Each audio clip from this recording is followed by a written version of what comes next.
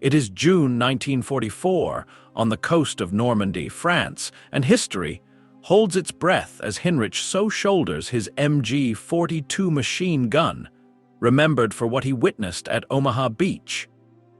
In the roar to come, his story would narrow to sand, steel, and the impossible math of war. What was it like to be on the other side of history's largest invasion? How did a young German soldier, trained to believe in victory, find himself trapped in an avalanche of men and machines? And when the tide turned against him, did courage still matter? Or had the world changed beyond human will? In the early hours of June 6, 1944, Seau sat in his bunker at Strongpoint WN-62, overlooking Omaha Beach. The night was calm, almost peaceful, with only the rhythmic crash of waves breaking the silence. In his pocket, a letter from his sweetheart in Metzingen promised to wait for him until the war's end. He had replied with confidence, "We will throw them back into the sea within hours." Just 3 days earlier, Field Marshal Erwin Rommel had inspected the defenses and declared them impregnable. To men like Seau, these words carried the weight of destiny. As dawn approached, nothing seemed out of place.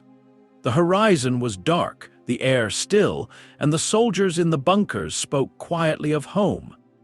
None of them could have imagined that within a few hours, this calm would shatter into chaos, and that their faith in victory would collapse beneath the thunder of the Allied invasion. Along the western coast of Europe stretched the Atlantic Wall, a fortress line that Adolf Hitler believed would make any invasion impossible. It ran from Norway to the Spanish border, built with millions of tons of steel and concrete. To the German command, it was not just a line of defense. It was a symbol of certainty, the wall that would hold back the tide of war itself. At Omaha Beach, the fortifications were among the strongest anywhere in France. The Germans had built 8 concrete bunkers, 35 pillboxes, and dozens of machine gun nests, anti-tank guns, and mortar pits. Thousands of obstacles, wooden stakes, steel frames, and mines covered the sand. Every inch of the beach was designed to kill or delay attackers before they could even fire a shot. Hitler called it impregnable. Many soldiers believed him. Hinrich Seau's position, known as WN-62, was one of those deadly strong points.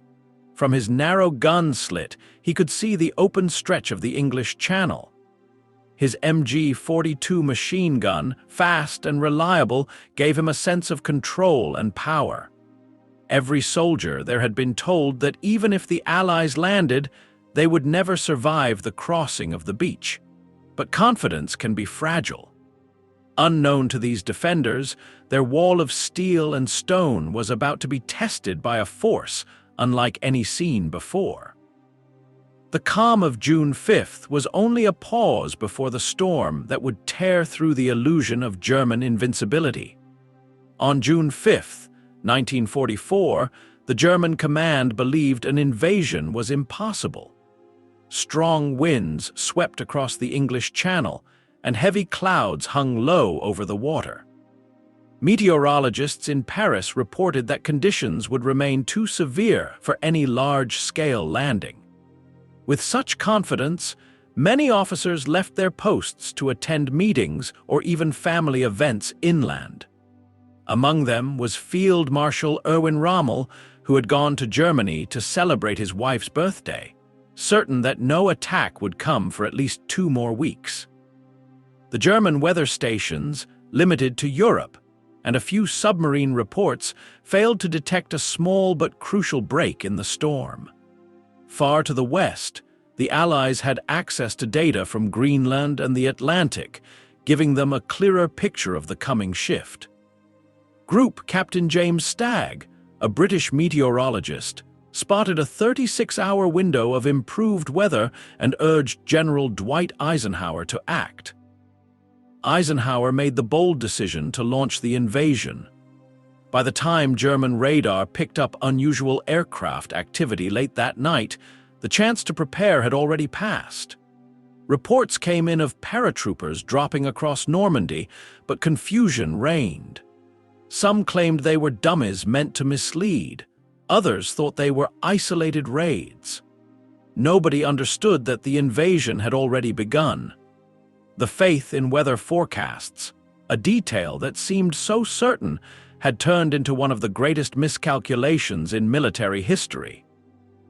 Shortly after midnight, on June 6, 1944, faint noises rolled in from the sea, distant hums that few soldiers could identify.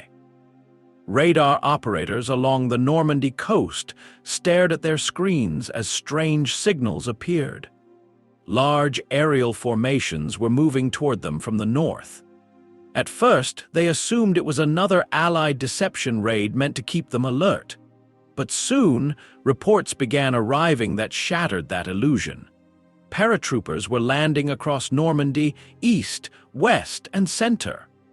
Some German officers reported British units, others swore they were American. The confusion deepened when soldiers discovered lifeless dummies scattered in fields, part of an Allied trick to make the invasion seem larger than it was.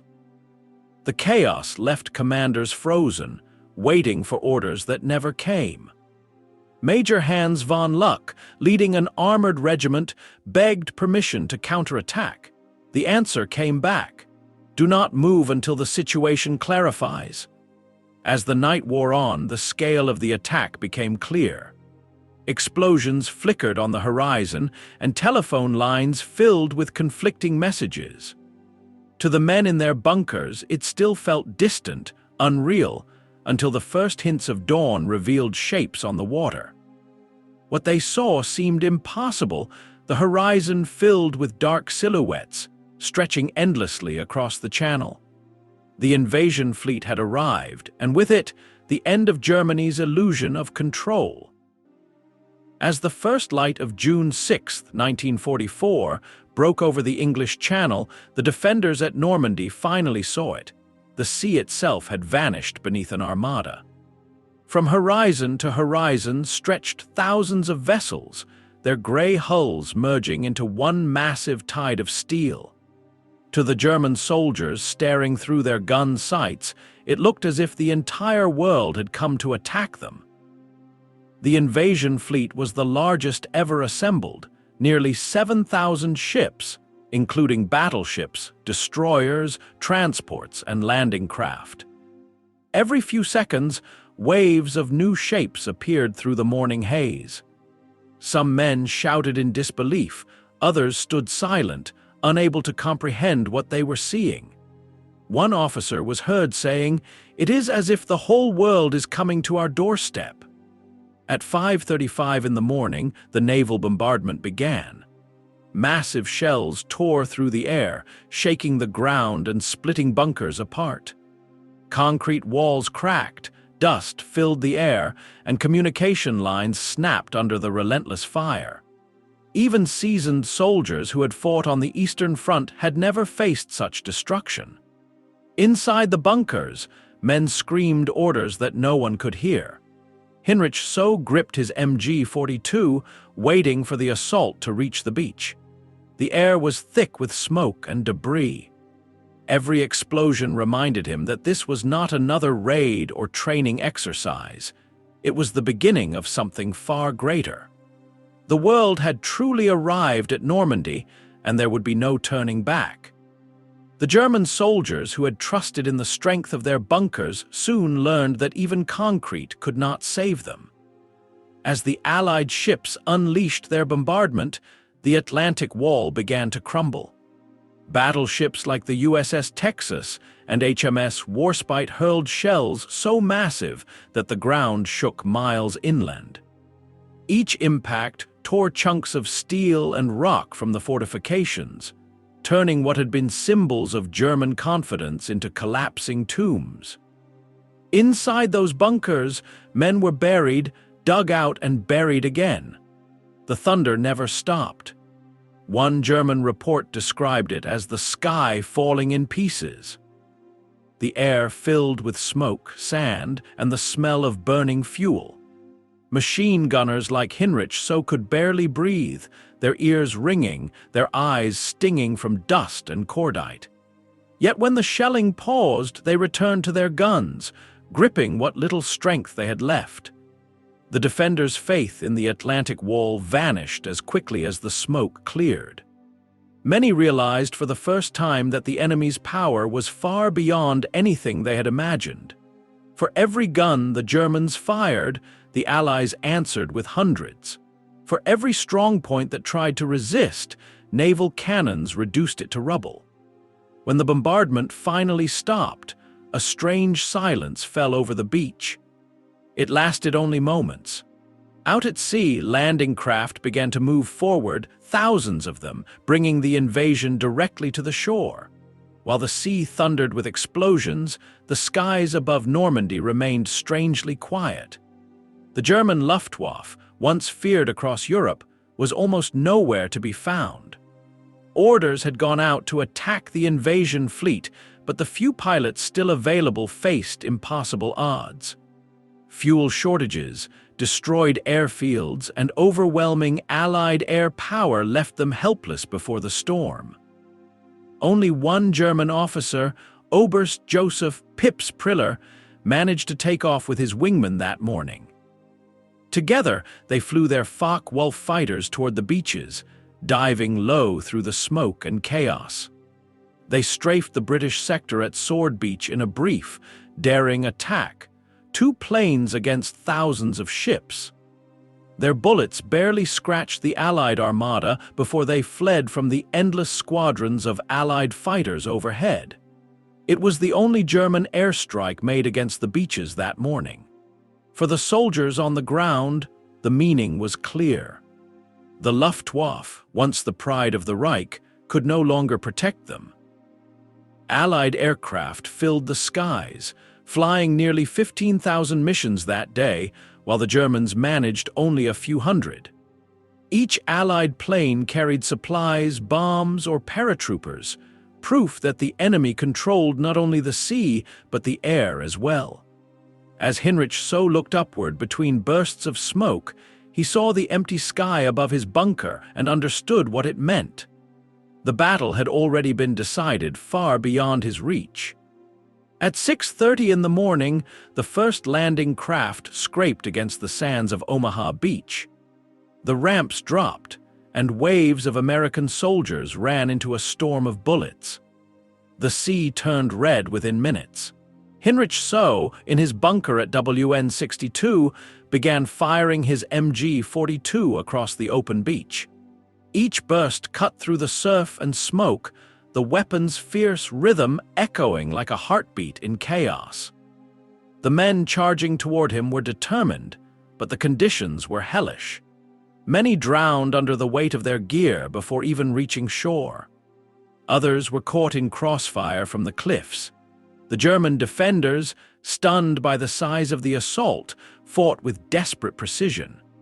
For every soldier who fell, 2 more seemed to appear. The beach was littered with burning tanks, shattered boats, and bodies caught in the tide. Seau's machine gun barrel grew so hot that it warped. He fired more than 13,000 rounds before the day was over. Later, he would claim to have caused hundreds of casualties, though historians believe this number was far less. Still, his bunker's field of fire made Omaha one of the bloodiest beaches of the invasion. By noon, the defenders' ammunition was nearly gone. The once proud Atlantic Wall was crumbling around them, and the Americans were climbing the bluffs. Seau and his comrades, exhausted and deafened, realized that no amount of courage could hold back the endless waves of men and steel pressing forward from the sea. As the battle raged across Normandy, the German command system began to break apart. Reports flooded headquarters, paratroopers behind the lines, beaches under attack, artillery positions destroyed, but no one could make sense of the chaos. Communication lines had been cut by the French resistance, and radio signals were jammed by Allied interference. Orders arrived too late or not at all. Entire divisions simply disappeared from the map. General Friedrich Dahlmann, commander of the 7th Army, tried to reach his units, but the phones were dead. General Max Pemsel at the same headquarters scribbled frustrated notes into his war diary. No communication with forward elements.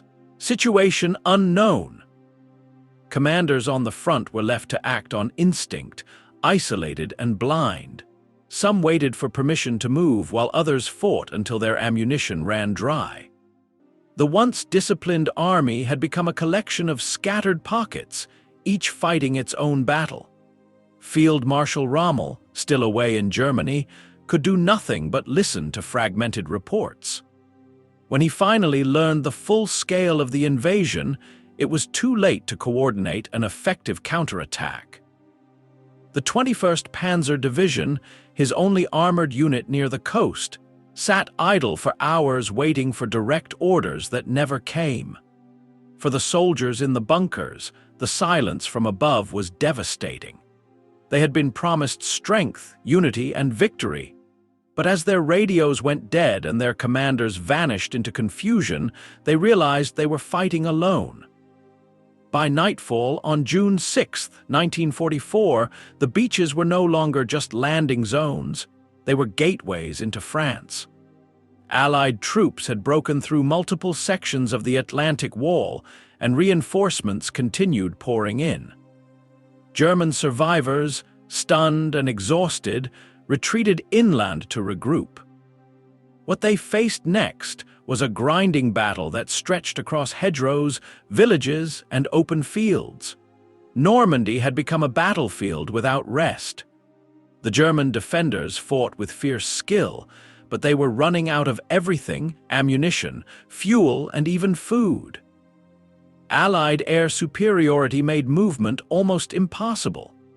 Any convoy spotted by day was bombed within minutes. Every bridge was destroyed, every road watched.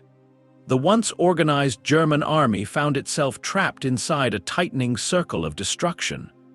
Hinrich Seau and others like him tried to hold their shrinking positions, but the sense of hopelessness grew. The Luftwaffe could no longer protect them, and naval guns offshore continued to strike deep inland. The Allied forces advanced methodically, using tanks, artillery, and endless streams of supplies. Each German counterattack ended the same way, overwhelmed by firepower, crushed by numbers. What had begun as a confident defense now turned into survival. For many German soldiers, the war no longer felt like a campaign of strategy, but a slow, inevitable collapse. Normandy was no longer a wall to defend. It had become a trap from which few would escape. In the days after D-Day, the Allied forces advanced relentlessly inland, pushing through villages and hedgerows that turned every field into a deadly maze. German commanders tried to rally their men, but the Allied air and naval dominance made movement nearly impossible. Every road was under constant attack. Trains were bombed before they reached their destinations, and reinforcements often arrived shattered, if they arrived at all. The 21st Panzer Division had been Germany's best hope for halting the invasion. When it finally counterattacked, it moved between British landing zones and reached the coast by evening. For a moment, the German soldiers believed they had regained control. But as the sun set, the sky filled again with the hum of engines. Operation Mallard had begun. Hundreds of British gliders swept overhead, bringing fresh troops and supplies. To the exhausted panzer troops, it seemed as if the Allies had an endless supply of men and machines. Realizing the threat to their flanks, the division withdrew, losing more than 50 armored vehicles in a single day.